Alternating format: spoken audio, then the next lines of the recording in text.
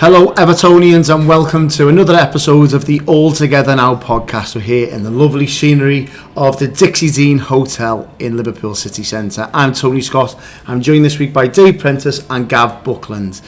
But before we do start, as we are in the Dixie Dean Hotel, there's some fantastic events coming up just before Christmas. So make sure you do book very, very quick. If you do, it's 0151 319 1208. There are Casino Royale nights, Christmas parties will be fantastic in here, great atmosphere. They are Saturday the 7th of December and Friday the 13th. I'm sure Preno will have his tuxedo on all ready for you. Never go anywhere without it.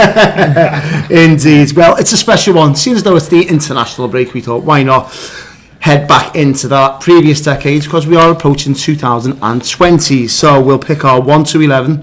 Sure, me and Gav will have one or two different discussions on certain players. We'll pick our favourite 1 to 11. We'll also discuss our best signing and worst signing, our memorable moments. I'm not sure there has been many, but we'll try and delve into the history of them, our player of the decade and our favourite goal. First up, gents, if we're picking our 1 to 11, 2010 to 2019, what formation shall we play, Gav? 4-5-1, 4-4-2, 4-3-3? What formation we played most of the decade would be 4-2-3-1. We played most of the decade. Do you think so? I would have gone for 4-4-1-1. Yeah. So or 4-5-1? Well, yeah, I suppose. What did Martinez play? 4-2-3-1. Yeah, it was like Barry, McCarthy, Koeman the same. But it doesn't matter. So we'll just play 4 defenders, 5 midfield stroke attackers. The 11 best players. Oh, yeah, that's what most best football teams do. Throw it in that way. Well, let's start with the goalkeepers. Tim Howard, Joel Robles, Martin Stecklenburg or Jordan Pickford. Are we in any discussion, Preno? You can have first go on that. Well, I've gone for Tim Howard, even though we've probably seen his best days, so by the turn of the decade. And, certainly by the time Joel Robles took his place, so his best days were beginning to dwindle quite significantly. There is an argument for Jordan Pickford, certainly. He's been, pretty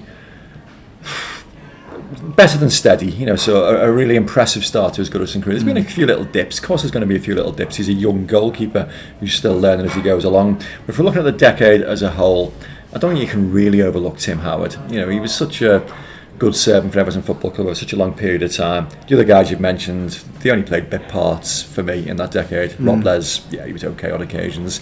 Stecklenburg, just a so-so steady goalkeeper. One memorable afternoon apart at the Etihad where he saved 2 penalties. I'm sure we'll get to that later on. So Tim Howard for me, but feel free to shoot me down in flames. Go ahead, Gavin. I think that Howard was well on decline sort of by 2000. I've said this before, haven't I? I think maybe my mate told me about 2011. Watch how many goals we can see it's because of Howard's fault. And remember Moyes' last season, 2012-13. If we'd had a decent keeper that season, we would have got top 4. Because he cost us so many goals. And I think even though Jordan is being sort of a little bit ropey, but not as bad as what some people make out over the last sort of 15-18 months. He was great in his first season, and I would say sort of pound for pound Jordan in the decade I've had Pickford, to be honest with you. But I'm open. I'm going with Pickford. When was that wonder save that Howard made where he clawed it back from the goal line? Fulham, Southampton. That was post 2010, wasn't it? Did he do one against Fulham off Clint Dempsey? So they are. You're just knocking your own arguments. Do you want to list the goals that he he cost us a fair few. I'm not forgiving him for that derby in Anfield when he took who was it? Dirk Kuyt. Yeah, for the penalty. When we were controlling the game in Anfield, winning 2-1, thinking we've got this one, and they had us back to goal as well. Took them out for no reason. I'm not forgiving him for the cup final as well. I know that was in 2009. Lots of goals. Could have got to Lampard's effort. I personally, I know Moyes had probably other priorities, but I would have replaced him around 2012-13 if he wanted to push on. But I'm saying Pickford, but it's obviously 2-1 already to Tim Howard, isn't it? Oh well, I've voted. That's it, I've voted indeed. So we've gone with? I think Jordan Pickford. I've got Pickford as well. Have you gone for Pickford? So it's you've voted, so we've gone Jordan Pickford. No, to be fair, I wouldn't be overly upset about that. There's not much in it. Right back situation, gents. This will be interesting. To me, the defence is nailed on, all four. Yeah, but yeah, I can't think. Yeah. Seamus Coleman, Tony Evans. I disagree with a few of you. So are we going with Seamus Coleman. Got it. Without question, 100%, yeah. No, Seamus Coleman. In the, I think one of the few Everton players in the decade to get into a PFA-18. He did 13-14. Yeah, true. Still playing now. And not just that, but it's character, being part of the club and getting the club and all that. You can Seamus all day long, you know. Yeah. Hard to argue against that one. Left back, again, no argument whatsoever. Yeah, absolutely. Yeah. Couldn't even throw a tag in him at Luca Dean? No, another player that was one of the few, I think only 3 Everton players got into the PFA team of the decade, team of the season in the last decade. Seamus, Romelu Lukaku and Leighton Baines. Yeah. And during that era, he was close to being, Ashley Cole was the best left back I've seen in that era by a country mile, but Baines wasn't far away for a couple of seasons. Yeah, so, definitely. Yeah, he was on the cusp of. Baines is, there's not many Everton players. I think in the Premier League, you could say they're in like one of the best 4 or 5 in their position who played in the Premier League, and Baines easily gets in the top 5 left backs of the Premier League era, and not only that, he just fitted our style well with Pienaar and stuff. Yeah. So there's no argument so, for 2 full backs. Right back, left back covered. Breno's so assured of himself, he thinks the back 4 picks itself. Well, yeah, Phil Jagielka has got to be one of your centre halves. He's just so consistent over such a long period of time.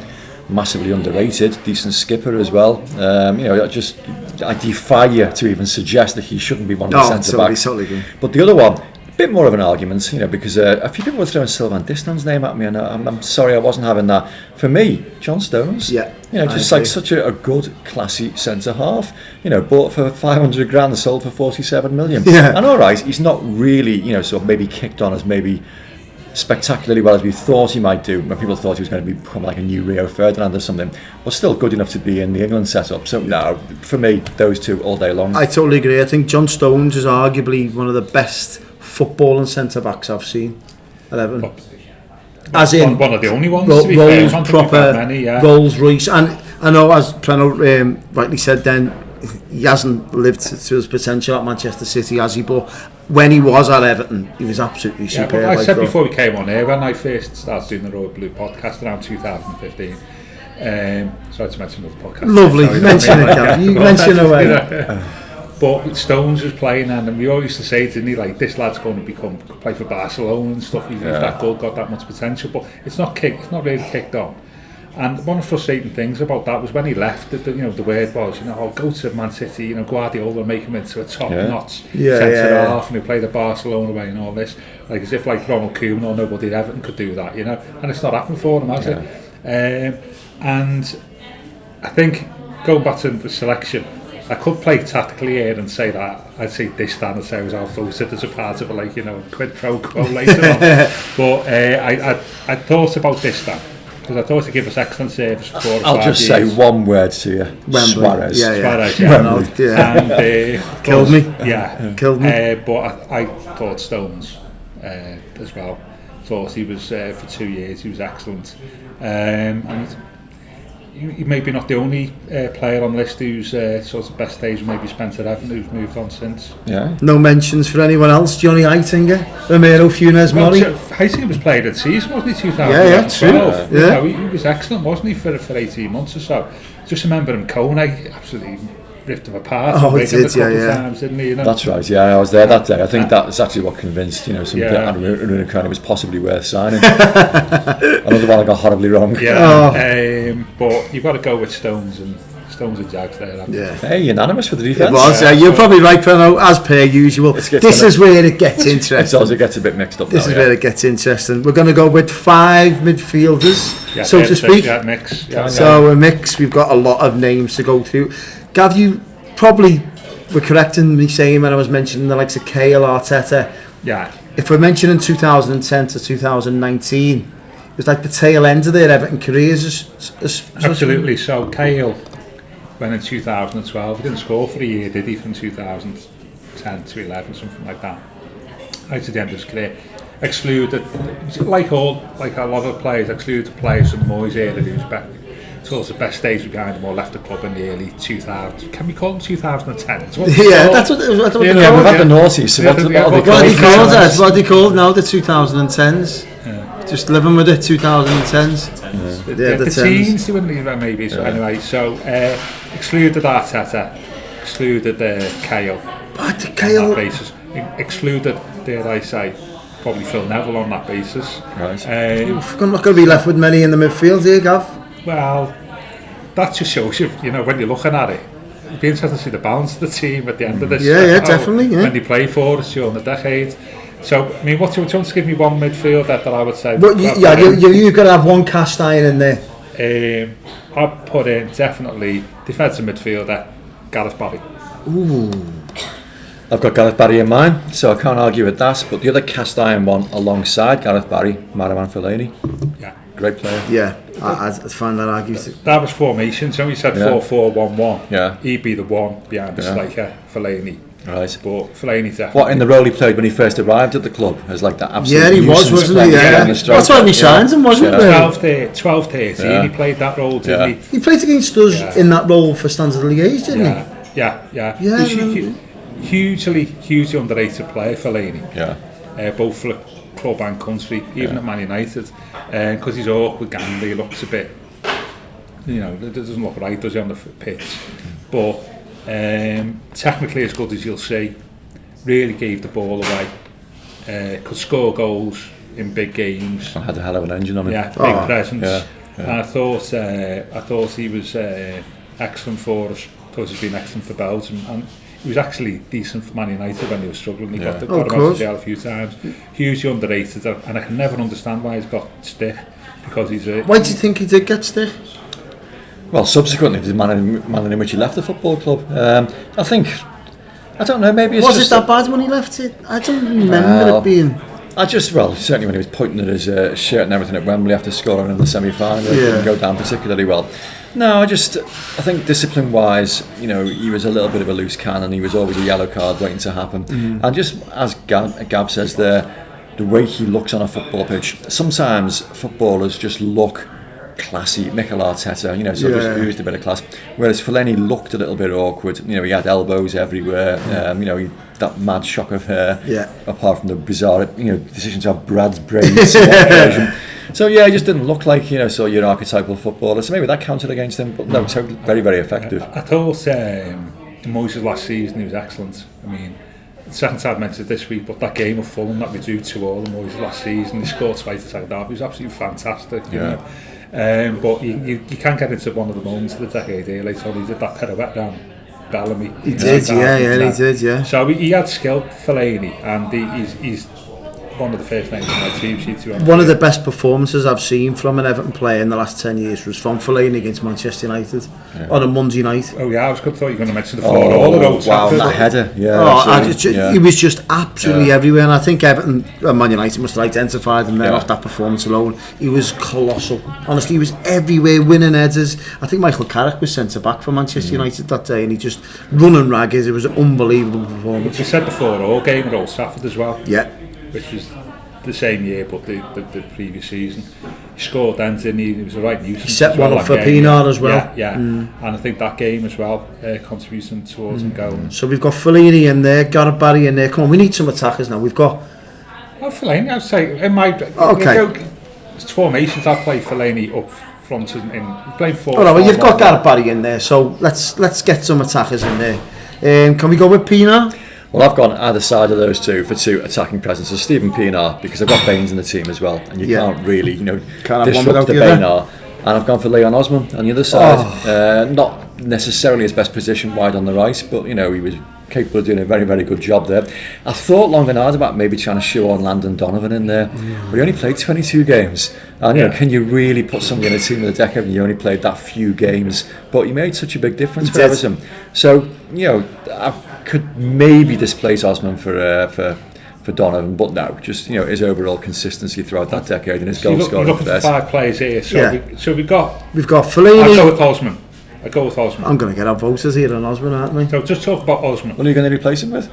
There's a list of players there. It's just a guy. Yeah, another central midfielder there. We got too many then.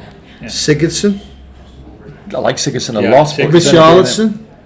Possibly. That's not about showers, but as a midfielder though. 4-3-3. You can play 4-5-1 morphs into 4-3-3. Doesn't it? So you play with Richarlison wide left, couldn't you?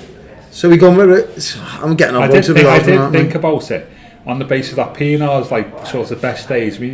some of that time I wasn't even at the club. Yeah. Delafeu was a good I shout. wouldn't have Delafeu, no. Richarlison, I was thinking about that, but Pino because of the Baines connection. So couldn't you have Richarlison on the other wing? Wide's right. What about your mate Morales? Well, it's the same as you with Osman. I can't have Osman. I can't have him, but I'm going to get him voted. I know that. I thought to be 10 years. Morales, how long was he at Everton for, Osman? Was it 12 years? He played in the youth cup final in 1998. Yeah, 20 years, wasn't it? But in the first team, 12. I just think it contributed. I know we live in an age where stats and fact. What did he get? 5 or 6 goals per season. Not many assists, and played a good chunk of games every season. 30 games, and I don't think he would have got away with the performances that he delivered for Everton at any other club that we inspired to be. And I think that's why we never broke into that top 4. Totally Osman's fault. No, I'm just saying that. I just think I think you're being very harsh there. Likewise. Very harsh. Ozzy is much good underrated player. Technically, as good the players what I've seen play for Everton. His first touch, Everton was I think he's the player that's going to cause most debate. If fans are listening to this and watching, I think Leon Osman's going to cause the most debate. He scored goals and he knit to play together. Yeah, of course. And he knit to play together. Okay. 50 odd goals Leon Osman got, I reckon. Gomez. Yeah. You said last time. He's 10 times a better player. You've got eyes. Okay. Like you said last time I was on here, you said our first choice midfielder. How many assists and goals did he get last year? I know, but you can see players. I know from when you're watching Osman just drift in and out of games and. But no, I disagree totally. I'm with Preno here. Why did he get his England call up if he was? Well, he just got the one, didn't he? Just got the one. He played twice. So he played twice for England. Yeah, at 31. At 31. You've got to remember with Ozzy, he was 4 years injured. I mean, Gareth Barry was a Premier League player for 6 years before Ozzy made his first full appearance for Everton. And they both played in the same. I can't have Leon Osman, but I'm gonna get outvoted. But look, would he have got in all them teams that Chelsea, Tottenham, Man United, Liverpool, Arsenal, all them teams, he wouldn't have got anywhere near them. And that's why we were always nailing them. I'm not sure about that. Yeah, league goals alone, Leon Osman got 43. Out of how many games? 352 appearances, which is about, 1 in 8, 1 in 9. That's not bad. And he didn't play attacking midfielder. No. He was never a defensive midfielder. And some of the quality of those goals. Which we'll talk about later. Yeah, well, I'm sure. Well, I've been outvoted. So, just to clarify, we've got a midfield so far. We've got Pienaar, Osman, Fellaini, Gareth Barry. We're going to allow one more now. I'm just thinking of balance in the midfield there. Well, it depends on how you so ones we've dished out Phil Neville, Mikel Arteta and Tim Cahill for obvious reasons. Can I make a suggestion? Yeah. I don't, right, so what, suppose you play if you went back to 4-4-1, would you play Fellaini as the one behind the striker? Yeah. Yes, to bring somebody else in midfield, but who do you bring in? So that would leave, who would have... So we're playing 4-1-1. 4-1-1. Yeah. So play Fellaini behind the striker. Yeah, so we're picking up 4 midfielders. So who's the 4 midfielders? So we've gone with Barry. Osman. Osman. Yeah. Pienaar. Pienaar's on the left, but we need another central midfielder now. So you could add a shoehorn or just a guy in there, or you could... just a guy. You got Ross Barkley. Yeah. Possibly. Andre Gomez. Not been there long enough. No. Richarlison. I mean, I went for Cahill, so in mind, just playing behind a striker. How often did Cahill play after 2000? Yeah, he was near the end of his career, he had that foot injury, didn't he? Yeah, he left in 2012. And he had that, plantar fasciitis, whatever it's called. That's plantar fasciitis, where he couldn't actually stand on the balls of his feet. So, it's not struggling to get midfield. So we're talking about a central midfielder army with Gareth Barry. So who have we got? We've got to put just a guy. It's got to be just a guy. I'm just thinking about, is that too defensive in midfield then? Well, I think it is, because you've got Osman. Well, why not the partner who was most effective with Gareth Barry, James McCarthy? Yeah. It's a shout, Preno. It's a shout.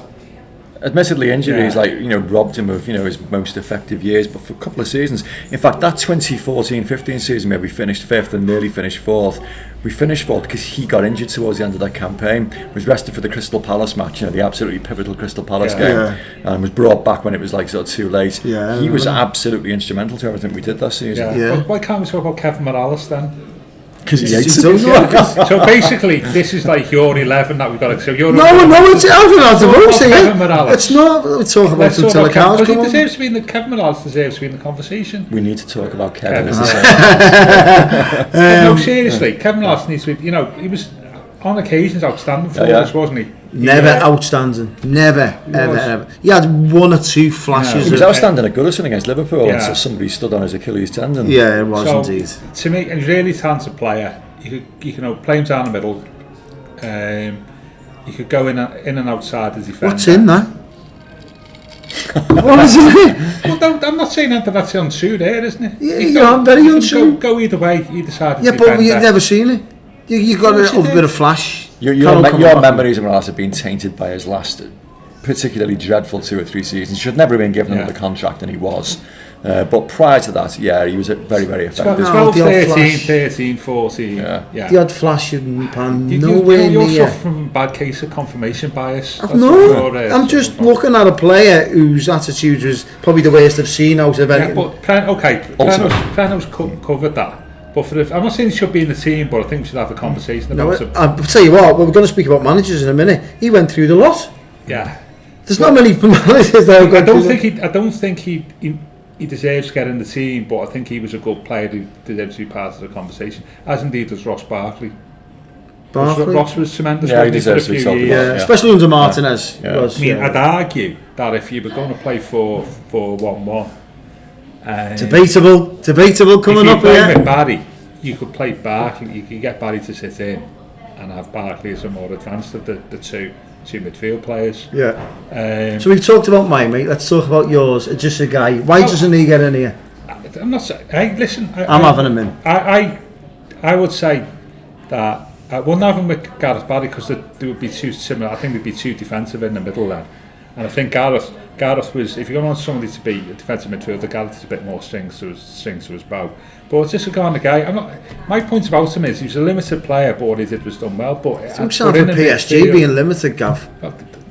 Yeah. He's looked a better player the last 12 months, to be fair, than he has. He was brilliant last season, wasn't he? Well, for the second half of the season, like others, he struggled before then. But no, he's a good player for Everton. Absolutely, very good player for Everton. But Gareth Barry had a bit more strings. You have had more say in this team. Can I have one player, just a guy? Because it's 1-1. What have you gone for? Tim Cahill, haven't you? I totally accept that his best days are gone. So I wouldn't argue against Garner Gay being alongside Barry with Marouane Fellaini just ahead of him. Garner Gay with Gareth Barry? Yeah. Yeah, go on. Yes, get in there. Just a guy. It possibly could be. So we've got Fellaini. We've got Pino. Just say it, by the way, that imagine if he didn't have it, he wouldn't load up the pod. That was a pure that's talking for the technical yeah. You sure that's plugged in?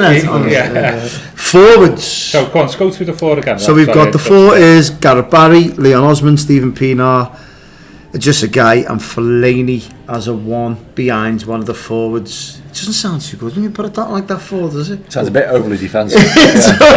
Considering we've had defensive minds and managers. That's why I said I'd have Barkley. Well, how about you'd have to have Gareth Barry in, wouldn't you? Totally. That's why your problem. That if you put Guy in rather than say somebody like Barkley, then you've got too much of a defensive midfield setup in the middle. That's the problem with this, isn't it?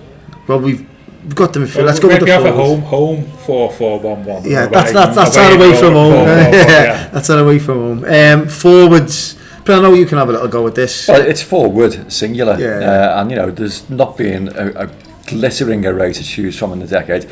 It's nailed on. It can't be anybody but Romelu Lukaku.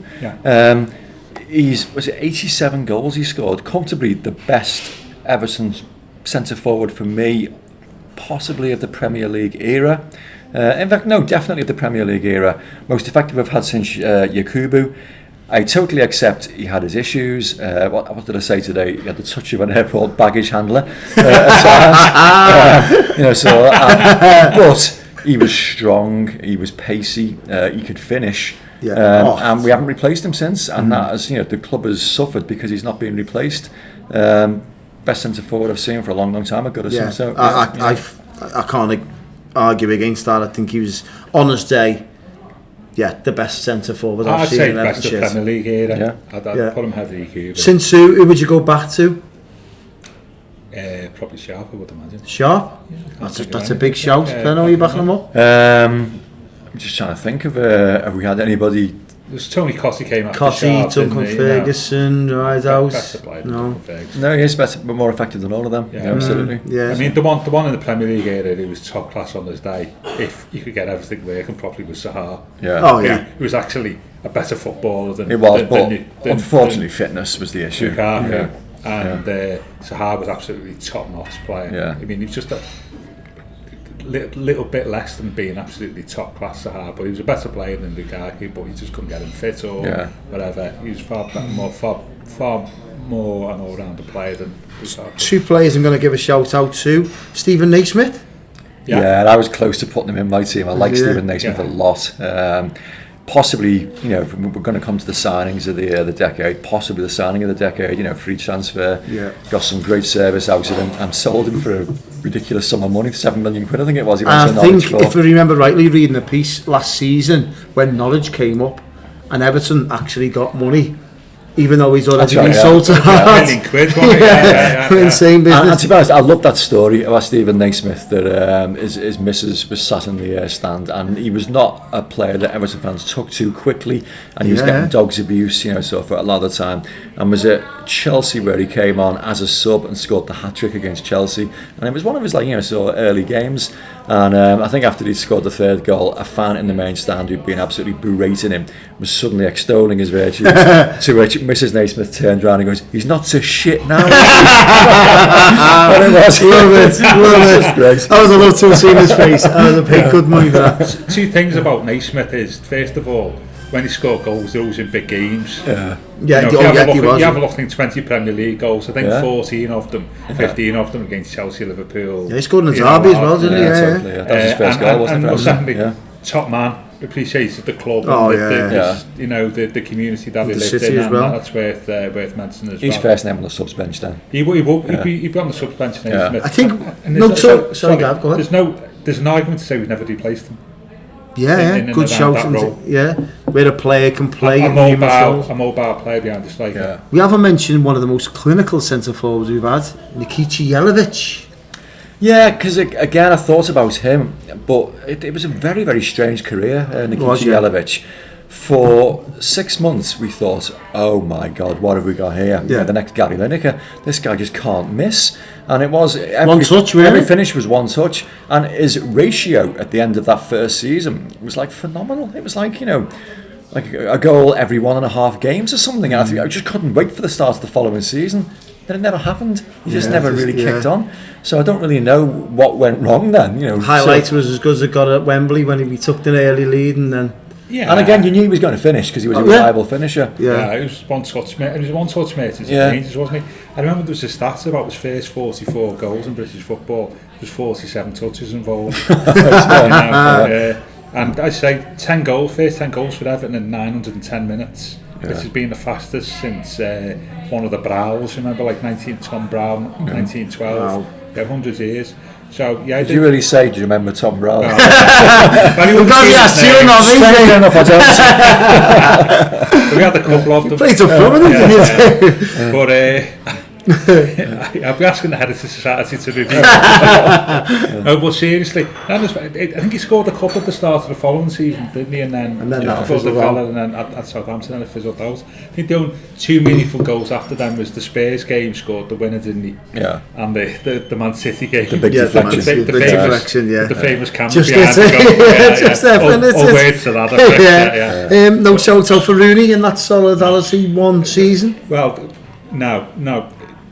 If you've been since 2000, there's a shout for Rooney, but no, not really. I think because you've got to have Lukaku, haven't you? Yeah. He's by far and away our best striker of that period. So we've got a 4-4-1-1 of Seamus Coleman, Leighton Baines, John Stones, Phil Jagielka, and the midfield of Gareth Barry, Leon Osmond, Stephen Pienaar, Jessica Guy.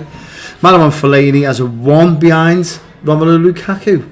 You all satisfied with that? Yeah, lacks a bit of width, but it's probably good enough to do what we did throughout that decade and finish 6th.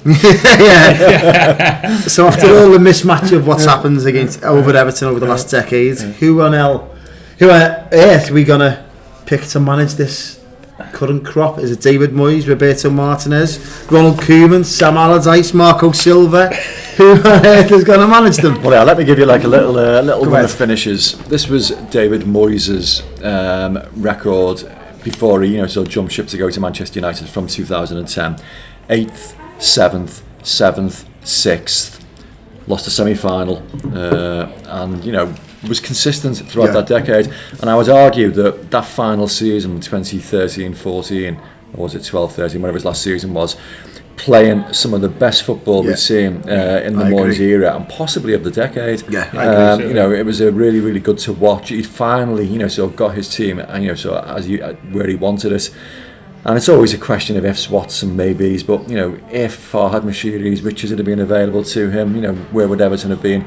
I don't know. But for me, he's not really got much competition, to be fair, in that decade, has he? Would you have Roberto Martinez in there? No, because that one season, the first season, was good ultimately. Just missed 72 points, biggest points haul that any manager achieved in that decade. But it was largely achieved, with a framework that David Moyes has set in place. And I'm not going to give the credit to David Moyes, because he added to it. James McCarthy was so influential. Lukaku was an inspired signing, sort of loan signing. But it deteriorated so quickly. It fell apart in the space of like 12 months. Because once he got his paws on that back foot, he's never been able to organise a defence in his life. He couldn't do it at Everton either. I've always argued that Martinez destroyed Moyes' legacy, for what it's called, in that summer of 2014. When he disappeared off to Brazil for the World Cup for 6 weeks. We had that chaotic pre-season. When he come back, we'd obviously not done any planning. Then we tried to play twice at Goodison, didn't we? We thought that was against Premier League regulations. We ended up going over to Celtic Vigo at Tranmere, because he wouldn't let us play at Goodison. Yeah, I remember that. And the players, when he come back that season, the players were obviously unfit because he'd obviously not overseen or planned a proper pre-season, because he'd been in Brazil for, as I say, for 6 weeks. And I thought that was unforgivable, really. And I'd argue that the club is not that all that momentum that had been built up in under the Moyes era sort of disappeared over one summer, and we've ever since then we've had to try and claw it back. And I agree with Preno. He did bring some good players in. Didn't bring momentum here, but David Moyes, the manager. Yeah, what I would say is, it's funny. He always started slowly and then finished strong. Like that 2010 finish 8th. We lost 2 of our last 24 league matches that season. It's just crazy, because there were loads of injuries in the first 14, and the last 2 seasons we finished strong. Well, 11-12 we finished strongly. I think we only lost 2 or 3 times after Christmas, and I'd argue that, because I'm a glass half empty guy, that Moyes actually underachieved probably in his last 4 or 5 years of that. Certainly from 2008 onwards, I think he underachieved. I think he largely had a 70-point team for most of them seasons, but because of injuries and sometimes his inability until maybe his last season to really get them to really play progressive football all the time, I think he probably underachieved in several of them seasons. Do you think, sorry Gav, do you think he has this attachment of being a bottler in big games, very defensive minded when you played against the so-called big six? He wasn't defensive minded at all. I mean, I've never got that. I've never got that with him. He utilised the sense of the team, and from 2006 onwards, when he bought Andy Johnson, he had a bit more pace. He played some great stuff for under him for 7 years. Consistently in the last year. But 07, 08 and 08, 09, we were great for those two. Great seasons.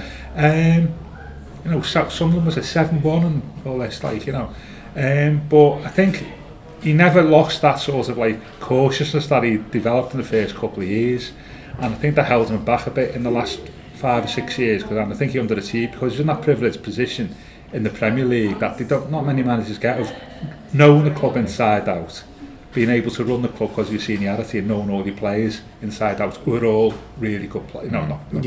Good players at least. And I think his points of turn maybe was not enough in a lot of them seasons. We should have got more. But manager David all day long. Moyes, Still did a great job for us, by the way. But manager all day long. Just had a Sam. I don't think we need to go anywhere near the worst managers, do we? We'll go to the worst signings straight up now before we get on to all our best bits. So, worst signing of the last 10 years. Dave Prentice, the floor is yours. Sadly, there is plenty of competition for this award, especially over the last 10 months. Initially, I was going to go for Sandro, for one goal in however many appearances it was, but no, that's unfair. He only cost 5 million. It was a risk definitely worth taking given the season he'd had the previous campaign in La Liga. He just couldn't handle the physicality of the Premier League, which happens. Oumar Niasse now comfortably vying with Brett Angel as one of the worst footballers I've seen, sort of play for Everton. So couldn't chap a bag of cement, but he had something about him. He scored a few goals. He wasn't a complete disaster. Quality-wise, so awful. But you describe his touch as well, don't you? That's kit with the ping pong ball. Oh, exactly. Yeah. Well, no, I always remember that. Having signed in January for a lot of money from Lokomotiv Moscow, and we never saw him for 3 or 4 months. And when we did against Bournemouth, it was like a Sunday League player being let loose in the Premier League. And like about 20 minutes in, he had his hands on his knees, sucking in lungfuls of air. I'm thinking, how can you be tired? Like you were on Tuesday nights, absolutely appalling. So for me, I had to really go for probably a guy who expectation levels were so high about this footballer, and he delivered absolutely nothing. I can't remember of a single thing Davy Klaassen did in his Everton career worthy of mention. And given the fact he cost nearly 25 million, given he was a technically gifted Dutch footballer who'd done all right in the Ajax team that got to the Europa League final, it was just such a massive letdown. And so I know you can throw in your Alcarazes and so your Atsus as like fairly anonymous individuals, but for me he got a reasonable run of appearances as well, Davy Klaassen, but for me he was the worst in the decade. Gav, there's a good list there. The strongest list you've got actually. You've got Royston Drenthe, Antolin Alcaraz, Aidan McGeady, Ramiro Funes Mori, Oumar Niasse, as pronounced just Yannick Bolasie. Bit harsh. Morgan Schneiderlin? No. Drenthe had talent. It was just misguided. Just a bit. It was an interesting story, wasn't it? About obviously Everton plays turn up late for meetings has been on the agenda this week. Oh yeah. It's an interesting story. Drenthe said was before the semi-final. He turned up late, and Moyes told him. He came in. Moyes told him where to go in no uncertain terms. Yeah, I heard that. But the Oumar Niasse one, remember, he had that arm injury, the world's worst arm. He had the bandage on his arm, didn't he? He kept him out for 3 months. Never stopped Kevin Richardson, did it? Back in the day. I'm going to throw one in here as a disappointing signing. Ashley Williams. No, I was made up when we signed him. He was all right for the year. He was solid for a season, and then his pace seems like just deteriorated overnight. But no, he had a good solid first season. And don't forget that winning against Arsenal and a couple of other high-profile goals. I just expected when we signed him after he had a good World Cup at Wales, and you're thinking, was it Euros or a World Cup? Euros. It was brilliant winning for Wales at the back there. Just signed from Swansea. We're getting a really good centre back here. I think where you're coming from there is his attitudes on occasions let him down for the senior pros in the team that was struggling. So I get where you're coming from on that, by the way. The one I mentioned before we came on here wasn't a permanent signing, but Christian Atsu. What was the point? Can't remember anything he did. Yeah, what did he do? I mean, 13, 14 appearances. Still playing well for Newcastle now, though, isn't he? He summed up that sort of Martinez post-14. Yeah. He liked to collect wingers, didn't he? And didn't seem to know quite what to do with them. And McGeady was the same. Yeah. He was another one. Obviously, he'd had a few two-berry pies, Russian pies. McGeady would definitely be there or thereabouts where signing. I'm going to follow Prano's logic here. Oumar Niasse as a footballer.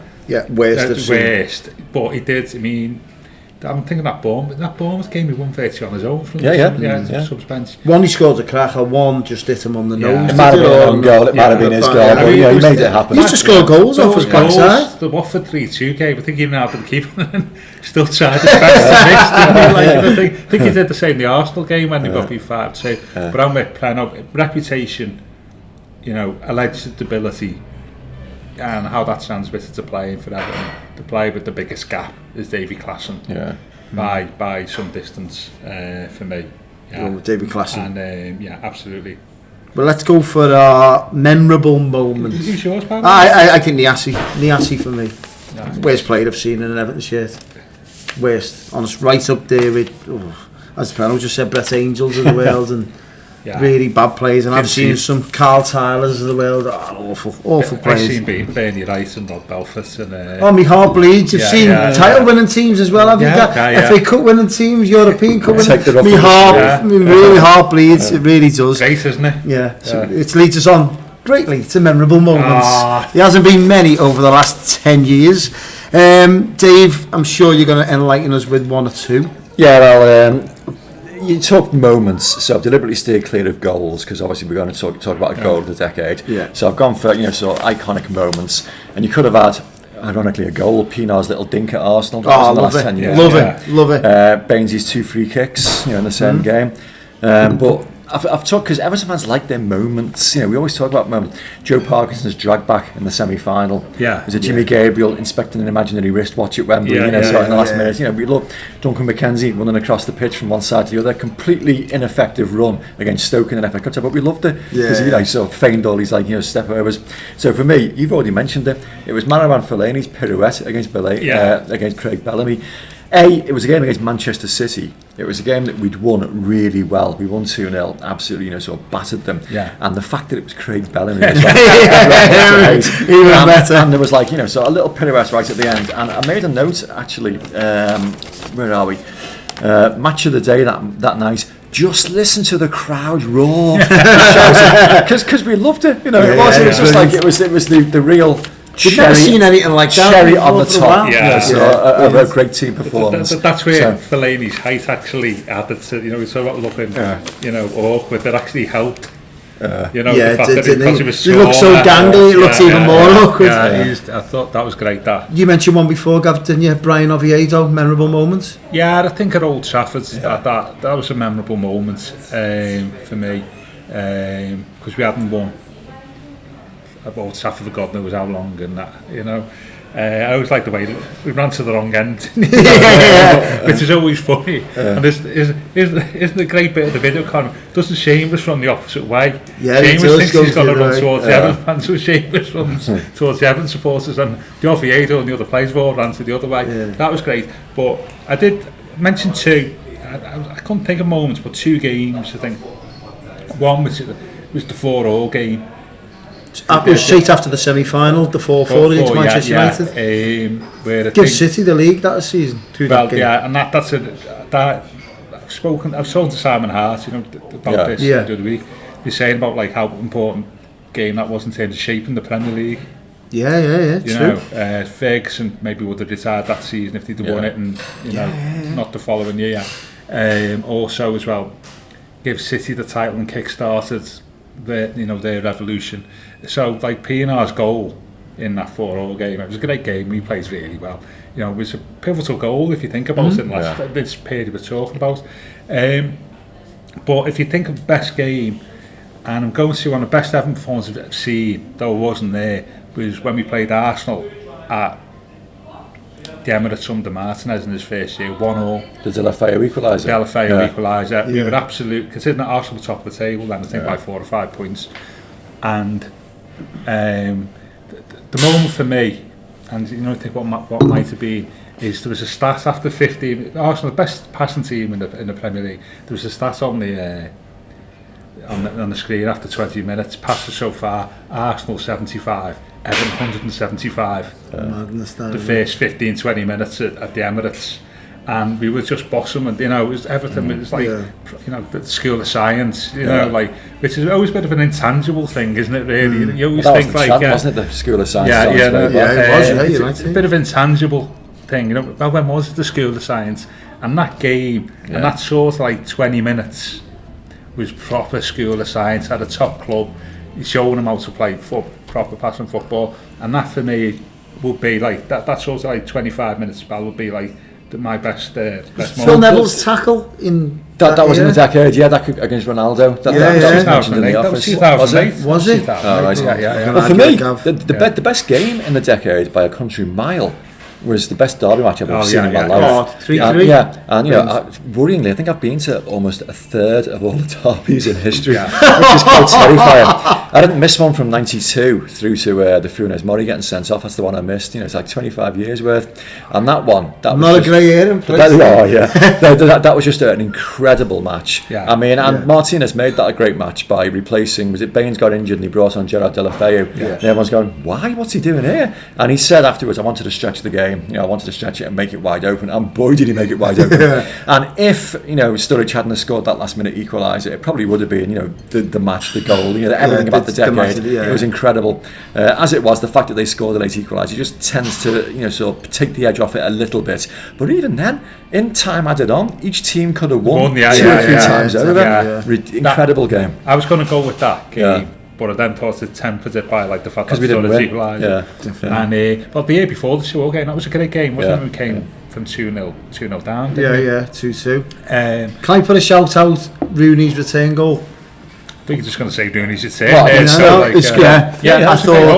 thought when I know obviously he splits the fan base, but when he came, you could see what it actually meant to him. Yeah. And everyone says, "Oh, you're mank and all that." You could see when he scored that goal, he must have been dreaming all day and all night and all summer when he returned to Everton. He signed for Everton, couldn't wait to get on there. His kids were in the crowd, his family were there. And when the header come out and the chance, and it was some header as well, by the way, he had to jump right in the air and then put it, and you could see the emotion in his face. I think there's a photograph, you'll see it on the internet, and you can just see the veins are bursting out in his face. You could just see what it actually meant to him. I'd argue he's probably dreaming of that from the moment he left Everton in the first place. Early, to be definitely, fair. From across from right wing back Dominic Calvert-Lewin, one of Ronald Koeman's strangest decisions. None of us have mentioned Bramley Moore as a moment. Could be a defining moment in the history. Could be, maybe because very good point. Possibly because we don't want to tempt fate. We don't want to get our fingers burned. So let's just wait until it actually does happen. But I mean, that could be the plans being unveiled. Were a great moment. That was it. I think when we were in the Titanic Hotel when they first, and your jaw was dropped away, and when you're watching, you're going, and it sort of sank in. That this is actually going to happen, because you're always it's going on, we're moving the Bramley Moore, but when you see in the video clip for the first time, it really sank in. You're going, and I remember watching the plans from Goodison, and the hairs were standing up at the back of my neck, and me going, whoa, this is real now. That was defining moments of the past decade. Just up the stage, it's not going to sink in, But let's move on to best signing. Dave, is the Seamus Coleman bought in 2000. Yeah, he was 2008, just prior to that, wasn't he? Yeah. It's to me, it's got to be. There's only one really. I mean, I made a few notes, and John Stones, 500 grand, sold for 47.5 million. Yeah, that's an incredible piece of business. Can't argue. Gareth Barry, so free transfer. Stephen Naismith, free transfer. But I love me centre forwards, and as I said earlier, the best centre forward I've seen in the Premier League era at Everton was Romelu Lukaku. 87 goals in his time at Everton, and 50 million quid profit when we sold him. And he wasn't perfect. He did have his faults, and he's not going to be in the greatest of all time lists, or even in that greatest list of great Everton centre forwards, because he never wore number 9. Why did he not want the number 9 shirt? Why is that, Dave? Why? Because he didn't want it. He was offered it, and he said no. He preferred to wear. He wore 10. He wore 15. And I personally think, and I'm trying to use my words carefully here. Brick house. He was there. No, it was too much pressure. I think he realised what pressure is on an Everton number 9, and didn't fancy it, and so he preferred to keep the pressure off himself, which maybe says something about his character. I don't know, but that's a minor aside. So it's signing of the decade for me. Comfortably. He's part. I mean, the man. It's not how you join, how you leave an organisation. It's an important thing and stuff, but. He's part of our list of great strikers, isn't he? Surely, when you look at his goal scoring rate. In the history, in hindsight, he possibly will be. Yeah. I think so. You'd have to. But he scored more goals in the Premier League era than anybody else. Yeah, so. you'd have to put him up there. You cannot. He's been the best striker of the last 30 years. Yeah, and I'm agreeing with Prentice on that one. San. But I think it wasn't 50 million because they got Rooney on it. On a free, it was probably a bit more than 50. Yeah, it probably was. Baines market. Well, I meant profits because I think 75 million quid was the quoted fee from Man United. We signed him for 25, rising to 27, was it? So it was absolute bargain. There's probably some, the shall we say, the transfer benefits, the exchange benefits of both parties financially. I just remember that the feeling I got when I saw him. I mean, obviously he made his debut at West Ham and got knocked out, but so scored that great goal. But seeing his home debut against Newcastle, and I got such a thrill and such a buzz from watching him in that game, and it was like a real man crush. Like I thought, wow, I love this fella, I love him. I've not had a reaction like that from a new signing for a long time, and I couldn't wait to see him play again. Yeah, because we spoke about, I don't want to re-pick our 4-4-1-1 again, but Barkley behind Lukaku that season was really good, wasn't it? Yeah, he was really good. On each other's way. Destroyed some goals as well.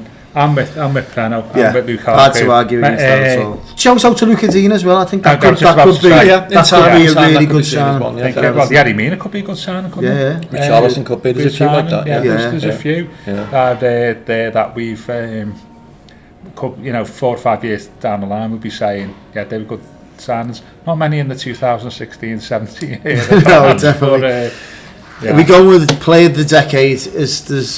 Right. I mean, I had to do this for the paper a couple of days ago, and it was nearly Romelu Lukaku. It was only nearly Romelu Lukaku. It's going to dominate this podcast, Romelu Lukaku. No, I mean, the what counts against him, some felt he was a flat track bully, so obviously his touch we've talked about. In fact, before we came out here, I watched that United semi-final again, the 4-minute highlights on YouTube, and I'd forgotten entirely about the 2 chances in the first 25 minutes. We missed the penalty. We missed the penalty. It wasn't a bad penalty, to be fair, and it was a decent enough save. That's what I held against him. He missed that penalty, but those 2 touches in the first half. I'm not being funny. Our mate Noxie on a Tuesday. That's going to be the best. Definitely, yes, indeed. And it wasn't. You're asking, you're going, where was that touch? It was incredible. So I've gone for consistency. I've gone for the player who was the most consistent performer in the decade. He was classy. The best penalty taker the club has now ever had. I think that's officially the case, isn't it? As you ever taken absolutely. It's got to be Leighton Baines. He's definitely the best left back I have ever seen at Everton Football Club. And you could argue, I wasn't old enough to see Ray Wilson, but you could argue he's up there as possibly one of the best. Was Warney Cresswell a left back? I don't know, but we're going way back into we're in the Dixie Dean Hotel. We're talking Dixie Dean era, but no, for me, Leighton Baines was the player of the decade.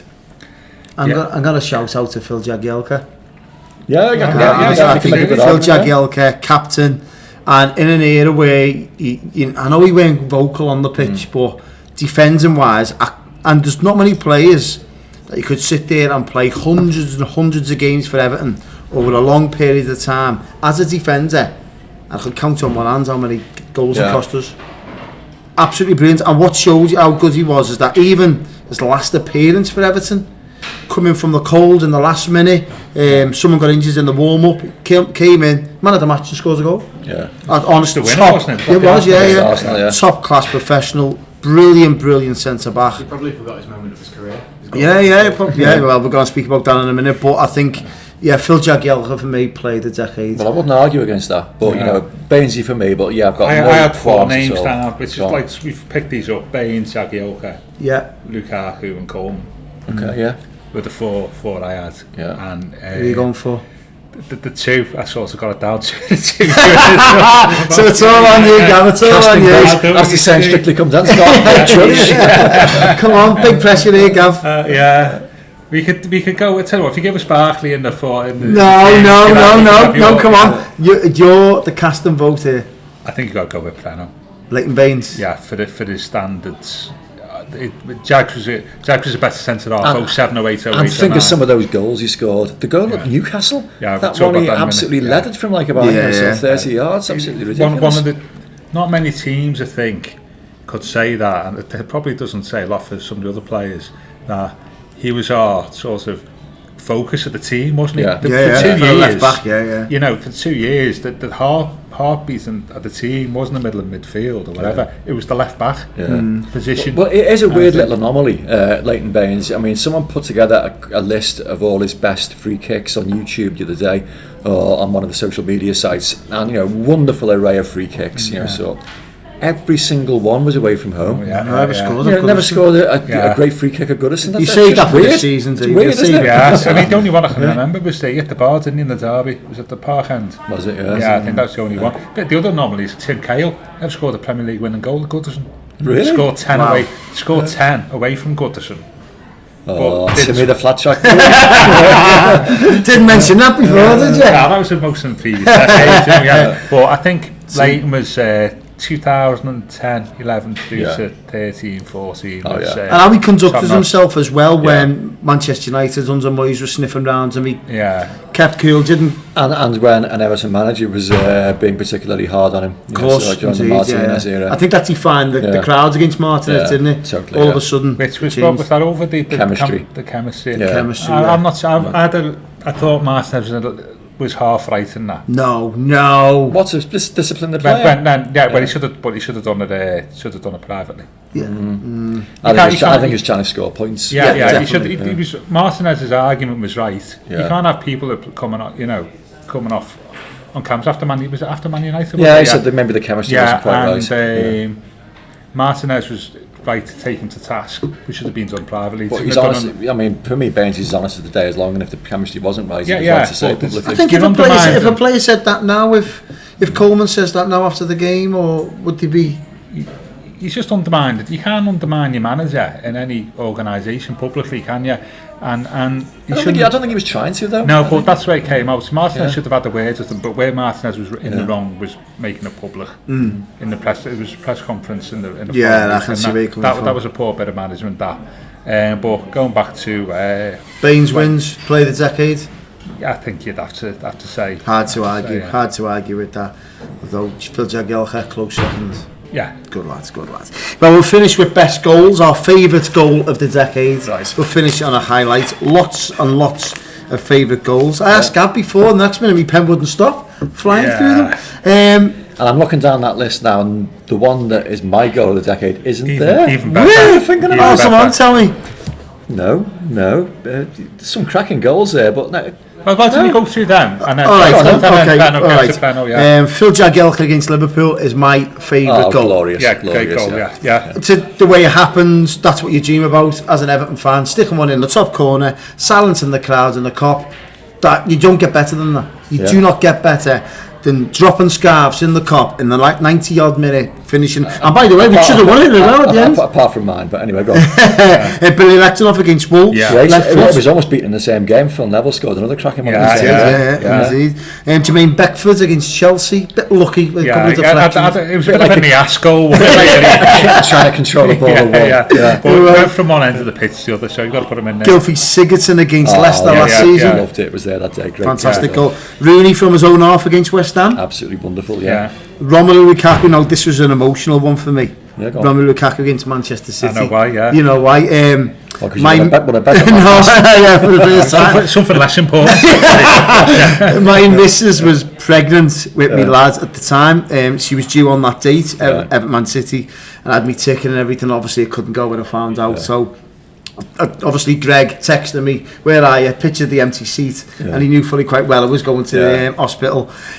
So we missus in really bad labour, so we went to Ormskirk Hospital. She went, no, go back home, nothing touching, nothing. I said, alright, sound. So we went back to ours at literally 2:45. I watched the Everton Manchester City match. Stecklenberg saved 2 penalties. Lukaku scored that goal. And in the end, literally at 5 o'clock, she went, I'm going to have to go. We went back to the hospital and she had the baby. It's like perfect, as if like your lad knew, going, watch the match, and then I'll I'm in tears here, so it just spent a little bit more to me. I know it has. We played Northampton on the day after I was born. Leighton Baines against Newcastle. I know you mentioned that before. Fantastic free stunning kick. Goal, yeah. Pienaar against Arsenal, was that in the 2010? Well, I was at that, and I froze stiff behind that goal at the Emirates. It was freezing, and to do that one-on-one with the goalkeeper, and obviously you must have known all the Arsenal defenders were flying behind, and to have the audacity to chip the goalkeeper and his little drunken man celebration. It was like a little... I remember Pat Nevin did it to Jim Leighton years ago. Remember at Goodison? Pat Nevin used to try it all the time. Tried it in a derby match once as well. Yeah, he did. Remember that? But I think it was the press. It was 1-0. That was another one. Because he had a last-minute goal there, deflection, wasn't it? But that was a great goal. So, what are you going with? Best goal? I'm going to what Prano. Come on, Prano. And you've also got Pienaar against. You mentioned that. You haven't mentioned Ross Barkley's long mazy run at Newcastle. I know. I haven't listened. But anyway, for me, it was a combination of factors. It was the quality of the goal. I think I described it after it was like Ricky Villa on steroids. It was the circumstances. It was an FA Cup quarter-final against a hell of a good Chelsea side that we were probably underdogs to beat. Farhad Moshiri had just taken over as a majority shareholder, and there was a real sense of expectancy and excitement. And the noise. There are some goals at Goodison that, just absolutely are memorable because of the noise. Mikel Arteta's against Fiorentina, Duncan Ferguson's against Manchester United the second time around in 2005.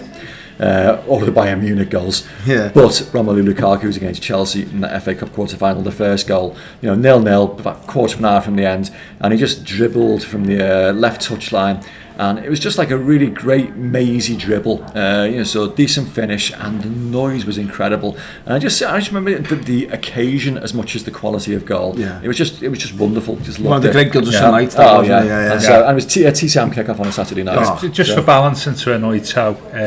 I know, Kevin Millar's against Stoke when he ran. Ran from the halfway line, Who was it against again? Yeah, Stoke. Oh, it was one away at Spurs. To be fair, that was a good one. And the other one, because I know Pleno's a big fan of this goal, he's over Kevin Millar in Moyes' last game.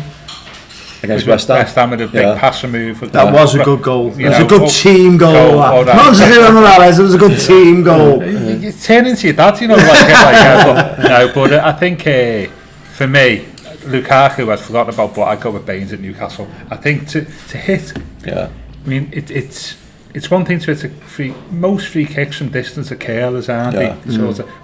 But to hit one with such power, and it was still rising over such a long distance. It's technically as a free kick, you don't see very many. Like that, and of course Leighton-Leigh's pretty cool about it afterwards to make it even better, isn't it? Like, just throws his hands in the air. It's one of them. See them in training. Other players would be like, doing 3 laps at St James's Park. What have you learned? Sorry, Gav. What have you learned about the last? Well, an hour has actually flown before we wrap up. I've learned that Romelu Lukaku was a lot better player than what he was actually given credit for. I've always been a huge fan, and it's always like irritated me a little bit when he gets so much flack. Okay, he could have conducted the way he departed the club a lot better, and he was always angling to leave. That was what did him down, because he always believed he was better than Everton Football Club. So I deserved to play for a club like Manchester United or Inter Milan, and he got his wish in the end. But no, from what he produced while he was an Everton footballer, he's a very, very good footballer. Yeah, I mean, I mentioned this at the start, is some of the players we've spoken about here who've since left for so-called bigger clubs may look back in years ahead and say, like, this period that we're talking about here now was probably the best period of their careers. John Stones comes to mind as Ross well. Ross Barkley. Jack Rodwell. Jack Rodwell. And there's a message there, I suppose, but I think once Everton's touch you, well, never go. But it's that thing about you need to move to a bigger club and to develop. Well, actually, look at the players who have. Well, David Moyes said that, didn't he? He actually said sometimes the grass isn't always green, and I think it was Stephen Pienaar he was referring to, and he's proved right because Stephen Pienaar came back. So. Begging to come back. So I think disappointingly there's a bias towards players in the first five years or so. But having said that, we said at the end some of the best signs we think may have happened have been in the last 12 months. Which is interesting. Which is, it includes Richarlison 18 months, Richarlison Dean. Which is heartening for the future. It is good for the future. So we're speaking about the stadium as well. So it's not necessarily a first half of the decade great, second half of the decade not so great. There's a bit of a balance there. Well, Blues, I hope you enjoyed that special podcast. 2010-2019 covered. An hour and 5 minutes has absolutely flown by. Thanks to Dave Prentice, thanks to Gav Buckland, Ed, our cameraman. And don't forget, Christmas party night out here at the Dixie Dean Hotel, December the 7th, that's a Saturday, and Friday the 13th of December, Casino Royale night. Be sure to book it. All the details on the Dixie Dean Hotel line. Thank you for joining the All Together Now podcast.